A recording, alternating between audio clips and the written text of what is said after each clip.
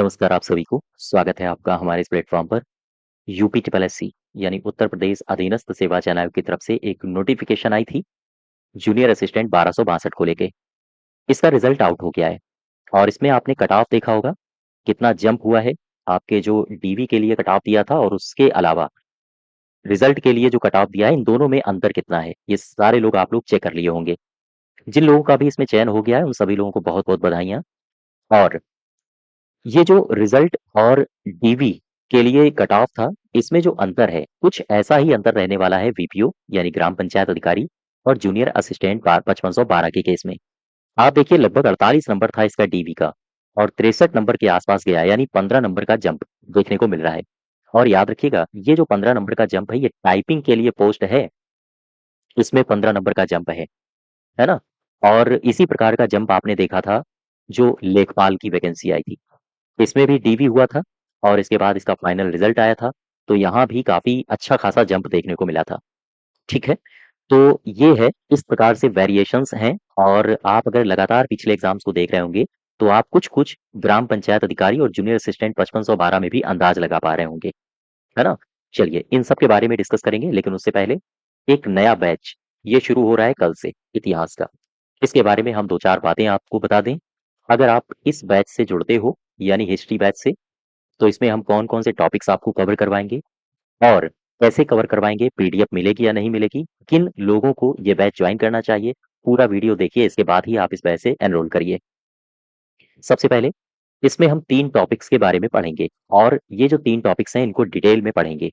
एक तो प्राचीन भारत, यानी प्राचीन काल, इसके अलावा मध्यकालीन इतिहास, मध्यकालीन भारत और साथ ही साथ आधुनिक इतिहास, ठीक है? आधुनिक इतिहास। ये काफ़ी डिटेल में हम लोग कवर करने वाले हैं, लेकिन एक बात ध्यान रखिए, कई सारे बच्चों के मैसेज आ रहे थे कि उन्हें पेट 2025 इसका बैच जॉइन करना है, तो 2-3 बातें मैं स्पष्ट कर दूँ, इसका कोई बैच नहीं आएगा। इसके अलावा फॉरेस्ट गार्ड के लिए आप लोग काफ़ी प्रेशर कर रहे हो, तो इसका भी कोई अभी बैच नहीं आएगा, ठीक?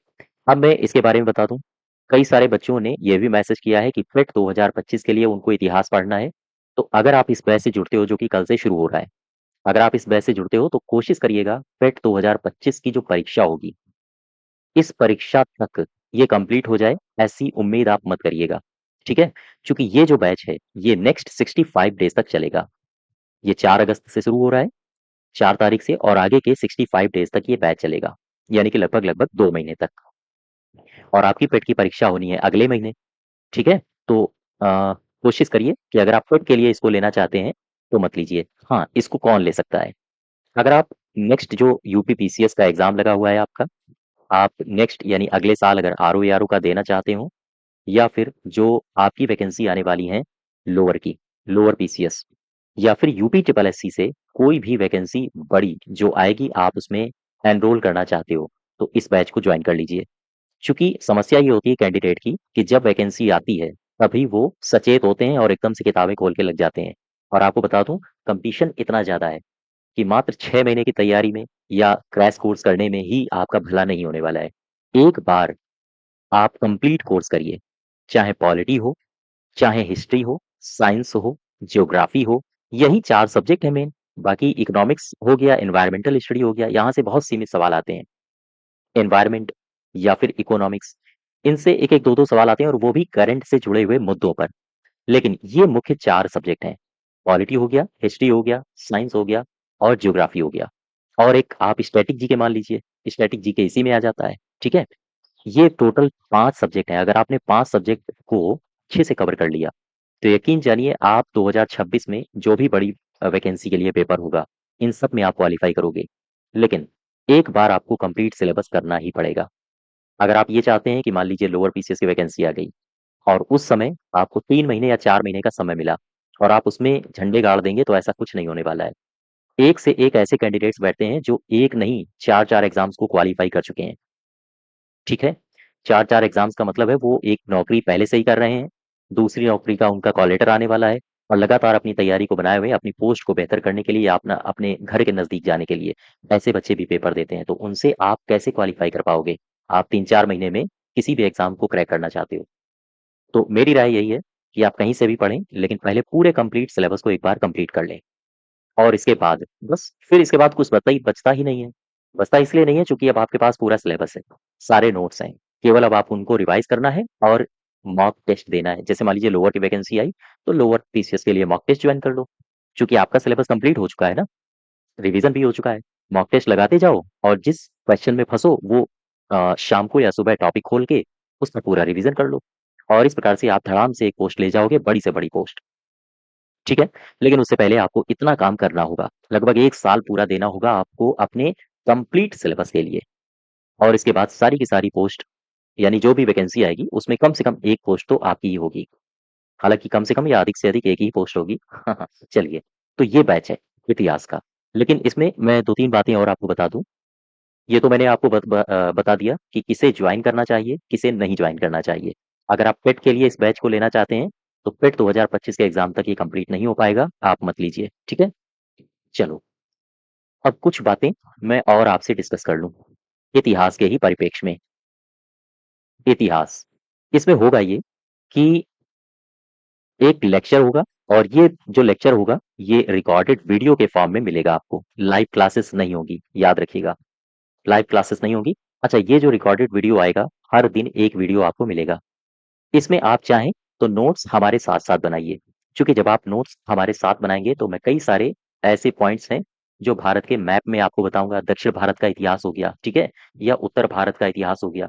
इन सब के बारे में जब आप जानकारी अर्जित करेंगे, तो जब आप अपने हाथ से नोट्स बनाएँगे, तो बेहतर अंडरस्टैंडिंग भी आपकी विकसित होगी। और अगर आप नहीं बनाना चाहते हैं, आपके पास समय नहीं है, तो इसकी पीडीएफ भी आपको प्रोवाइड कराई जाएगी, प्रिंटेड फॉर्म में। लेकिन इस पीडीएफ के लिए आपको इंतज़ार करना पड़ेगा लगभग 24 आवर्स तक, 24 घंटों तक। इसके बाद ही ये पीडीएफ आपको मिल पाएगी, ठीक है? तो ख़ैर कोशिश किया करो कि नोट्स आप अपने हाथ से बनाओ, तो चीज़ें और बेहतर समझ में आती हैं। यहाँ तक बात समझ पा रहे हो? चलो, इसके अलावा मैं इंडियन पॉलिटी के बैच के बारे में भी बता दूँ। ये पॉलिटी का बैच लगभग आपका कंप्लीट हो चुका है, यानी कि पूरा हो चुका है। और ये जो पॉलिटी का बैच है, इसमें कुछ बातें बची हुई हैं, जैसे इसमें 2-4 पीडीएफ अभी आपको और मैं प्रोवाइड करूँगा। 2-4 दिन का उनमें समय लगेगा, बन रही हैं। जैसे कई सारे बच्चों के मैसेज आ रहे थे कि उनको आर्टिकल्स की पीडीएफ अलग से एक प्रोवाइड करा दें तो ज़्यादा बेहतर रहेगा। तो आर्टिकल्स हालाँकि जितने मैंने आपको पॉलिटी के बैच में करा दिए हैं, वो सफिशिएंट है, उससे बाहर नहीं जाएगा। लेकिन फिर भी चूँकि 395 अनुच्छेद हैं और 380 के आस-पास अब हो गए हैं। ये सारे के सारे आर्टिकल्स तो नहीं, लेकिन हाँ, फिर भी लगभग 200 आर्टिकल्स की पीडीएफ आपको प्रदान कर दी जाएगी। ठीक है? ये बन रही है और जैसे ही बनती है, मैं पॉलिटी के बैच में इसको अपलोड करवा दूँगा। इसके अलावा एक पीडीएफ और आपको दी जाएगी, जिसमें भारत के जो महत्वपूर्ण पदाधिकारी हैं, जैसे प्रधानमंत्री अब तक जितने भी हुए हैं, इनके बारे में महत्वपूर्ण बातें, राष्ट्रपति जितने भी हुए हैं, राज्यपाल उत्तर प्रदेश के, मुख्यमंत्री, चूँकि आप उत्तर प्रदेश में हैं, तो उत्तर प्रदेश की ही पॉलिटी के बारे में चर्चा करेंगे।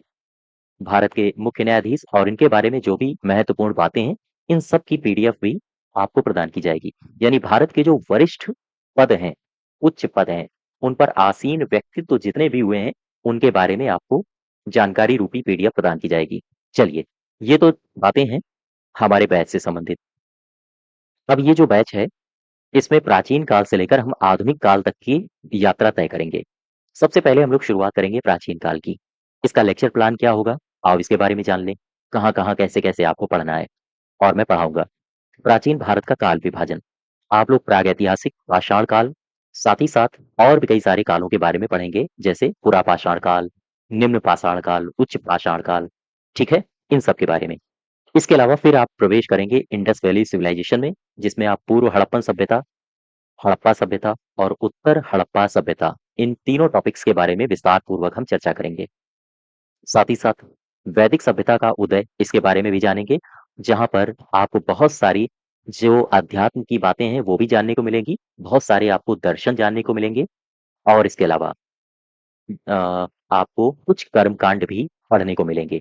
जैसे जब बुद्धिज़्म को पढ़ोगे तो यहाँ पर आपको दर्शन मिलेगा और कैसे जीवन को और सुगम, आसान बनाया जाए, कैसे दुखों से निपटारा किया जाए, इन सब के बारे में आप पढ़ोगे। जैनिज़्म के बारे में पढ़ोगे और हिंदुइज़्म की जो फ़िलॉसफ़ी है, उसके बारे में भी जानोगे।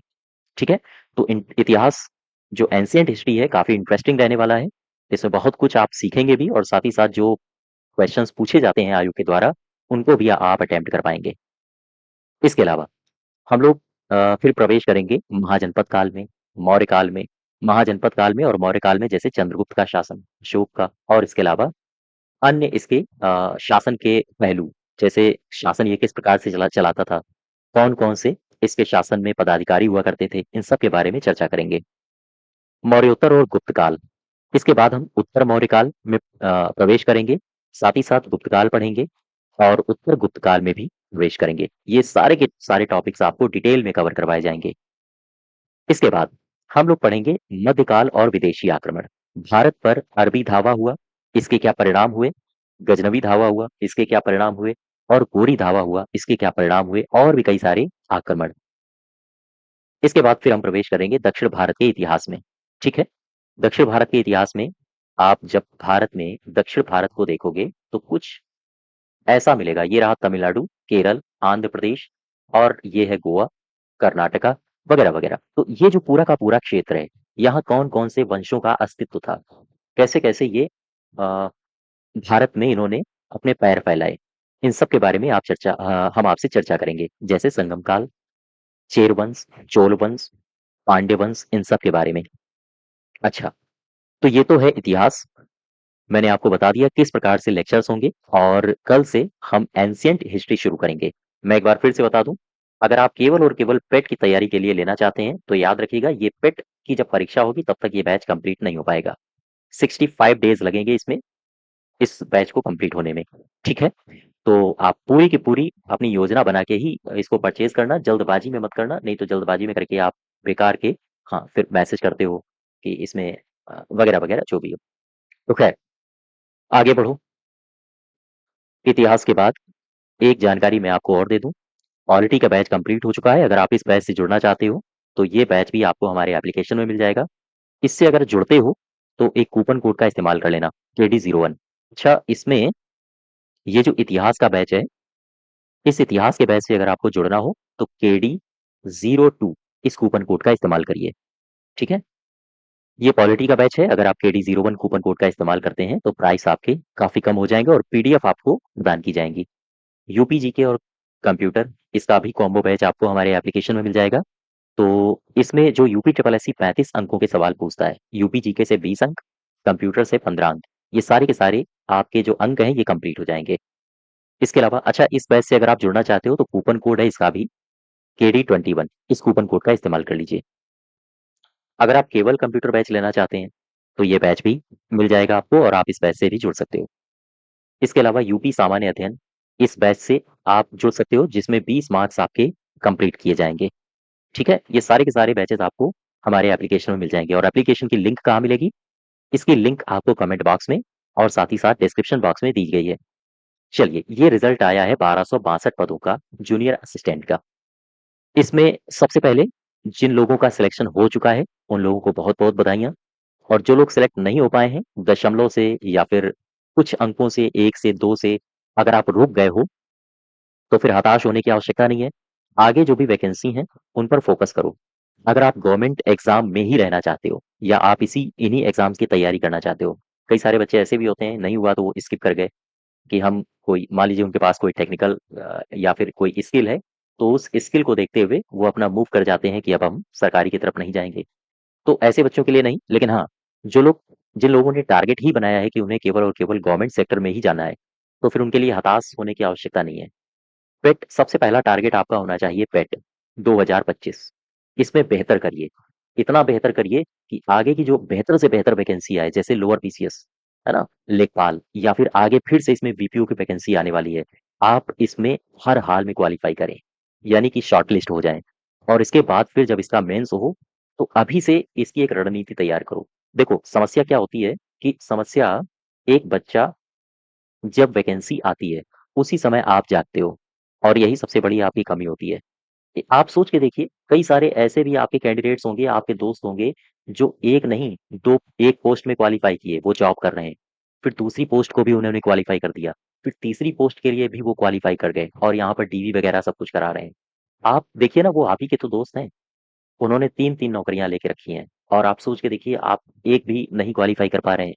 इसके पीछे जो भी कारण हैं, उन कारणों को पकड़िए। ये जो कैंडिडेट है जो 3 नौकरियों को पकड़ के बैठा है, इसकी स्किल पता है क्या है? इसकी स्किल है कि इसने कंप्लीट सिलेबस एक बार कवर किया है। जैसे मान लीजिए जीएस, जीएस में हिस्ट्री हो गई, पॉलिटी हो गई, जियोग्राफी हो गई, और कौन-सा है? जनरल साइंस है, इकोनॉमिक्स है और एनवायरमेंटल स्टडी है, ठीक? और स्टैटिक जीके है, साथ ही साथ करंट अफेयर्स है। आप सोच के देखिए, सिलेबस इतना है, एक बार अगर आपने static GK, history, polity, geography, science, current, इनको सबको पढ़ लिया। करंट अभी हटा दीजिए, मान लीजिए कोई वैकेंसी आती है, मान लीजिए लोअर की वैकेंसी आई, ठीक है? जब जैसे ही आए, उसमें 2 महीने का तो समय देता ही है, उसी समय करंट को आप पढ़ लीजिए, आपका काम हो जाएगा। लेकिन ये जो टॉपिक्स हैं, इनको आपको एक बार कवर करना ही पड़ेगा, और जब आप इनको एक बार कवर कर लेंगे, तो केवल और केवल आप मॉक टेस्ट दीजिए और आप देखिए अपना स्कोर। फिर इसी के स्तर पे आप खड़े हो जाएँगे। आपके पास भी विकल्प होंगे कि इसको चुनें, ये वैकेंसी चुनें, ये वैकेंसी चुनें या फिर ये वैकेंसी चुनें। ये सारे विकल्प आपके खुल जाएँगे, लेकिन उससे पहले एक काम करना होगा। काम क्या करना होगा? एक बार आपको कंप्लीट सिलेबस करना ही होगा। ठीक, उसके बिना नहीं होगा, है ना? आप कितनी भी सांत्वना देते रहो कि मैंने 3 महीने बहुत लग के पढ़ाई किया, वो सब व्यर्थ हो जाती हैं। चूँकि कॉम्पिटिशन अब आप देख पा रहे हो, डीवी के लिए कुछ नंबर जाती है और जैसे ही फाइनल रिजल्ट आता है, 15 नंबर का गैप होता है, 25 नंबर का गैप होता है। अब जब इतना नंबर का गैप हो रहा है और आप यूपी ट्रिपल एससी का अभी पेपर भी देख रहे हो, हल्का-फुल्का नहीं पूछा जा रहा है, मॉडरेट टू टफ लेवल के क्वेश्चन्स आ रहे हैं, और उसमें भी 70-70 नंबर कट ऑफ जा रही है, 65-65 नंबर कट ऑफ जा रही है। इसका मतलब क्या है? इसका मतलब ये है कि बच्चे पढ़ रहे हैं। ठीक, आपके ही बगल में बैठा बच्चा, आपका ही दोस्त है, वो सिलेक्ट हो रहा है। हाँ, इससे भी इनकार नहीं किया जा सकता है कि कुछ हो सकता है, इंटरनल गड़बड़ियाँ भी हो सकती हैं। लेकिन कहीं न कहीं हमारे बीच से ही जब फ्रेश बच्चे सेलेक्ट होते हैं, तो अब लगता है कि हाँ, कहीं न कहीं गलतियाँ हमारी भी हो सकती हैं। ठीक है? तो इनमें सुधार करो, निराश होने की आवश्यकता नहीं है, बस एक बार आप कोर्स कंप्लीट करिए। कहीं से भी करिए, लेकिन करिए। चलिए, इसमें मैं आपको कट ऑफ के पास ले जाता हूँ। अब इसमें देखो ज़रा, ये जो कट ऑफ आया है 1262 का, मैं इस कट ऑफ के बारे में आपको जानकारी दे दूँ। अनारक्षित का है 63.5, अनुसूचित जाति का 48.5 है, अनुसूचित जनजाति का है 41.25, ओबीसी का है 60.5 और ईडब्ल्यूएस का है 60। यहाँ पर अंतर काफ़ी कम है। यानी अगर आप ईडब्ल्यूएस और अनारक्षित को देखोगे, 3.5 साढ़े 3 नंबर का अंतर है। अनारक्षित और ओबीसी को देखोगे, तो 3 नंबर का अंतर है। लेकिन फिर भी जब आप कॉम्पिटिशन की तैयारी करते हो, तो 0.25 में भी सैकड़ों बच्चे ऊपर से नीचे हो जाते हैं। और भी कई सारी कट ऑफ हैं, जैसे महिलाओं की दी है, भूतपूर्व सैनिकों की दी है। हम इनके बारे में आपसे चर्चा नहीं करेंगे, केवल और केवल एक बात पर फोकस करो। जूनियर असिस्टेंट को आपने बहुत करीब से देखा। इसमें जो टाइपिंग के लिए था कट ऑफ, और इसमें जो फाइनल कट ऑफ है, इन दोनों में आप वेरिएशन देख पा रहे हो? कितना लोच है ना? 10 से लेकर 15 नंबर का फासला नज़र आ रहा है। पीछे जाओ ज़रा, लेखपाल में पहुँचो। लेखपाल की जो वैकेंसी आई थी, उसमें डॉक्यूमेंट्स के लिए कट ऑफ और फाइनल कट ऑफ, इसमें भी काफ़ी उतार-चढ़ाव थे, यानी कि काफ़ी वेरिएशन था।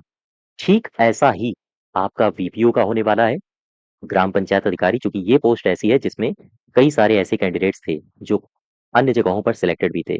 जैसे कुछ बच्चे रेलवे में थे और पुलिस में, या फिर कुछ अन्य जगहों पर थे।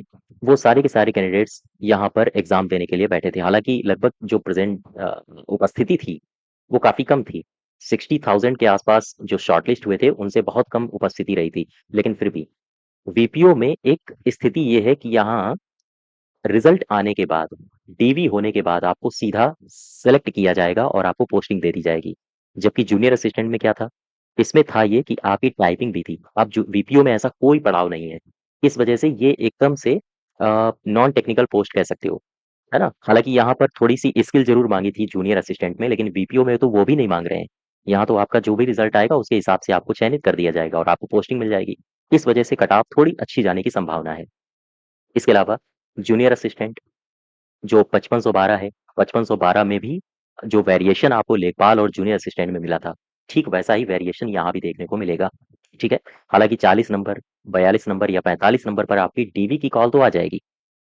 सॉरी, डीवी कह रहा हूँ, टाइपिंग की कॉल, जूनियर असिस्टेंट 5512 में। लेकिन उसके बाद फिर अच्छा खासा उतार-चढ़ाव यहाँ भी देखने को मिलेगा, है ना? तो ख़ैर, ये सारी की सारी बातें हैं जो हमने आपसे डिस्कस करी। इसके अलावा मैं एक बार हिस्ट्री बैच के लिए आपको फिर से एक जानकारी दे दूँ कि ये बैच अगर आप जॉइन करना चाहते हैं, तो आप हमारे एप्लीकेशन में जाके इस बैच से जुड़ सकते हैं, हिस्ट्री बैच से। और कूपन कोड है KD02। लेकिन याद रहे, एक बार फिर से मैं रिपीट कर देता हूँ, वो बच्चे बिल्कुल ना जुड़ें जो चाह रहे हो कि उन्हें पेट 2025 तक इसका सिलेबस कंप्लीट करा दिया जाएगा। नहीं, 65 डेज हैं और ये बैच केवल और केवल वही लोग ज्वाइन करें जो आगे बेहतर तैयारी के लिए अपने आप को प्रिपेयर कर रहे हों, जैसे पीसीएस, लोअर पीसीएस या यूपी ट्रिपल एससी के अन्य एग्जाम्स। ठीक है, चलिए, धन्यवाद।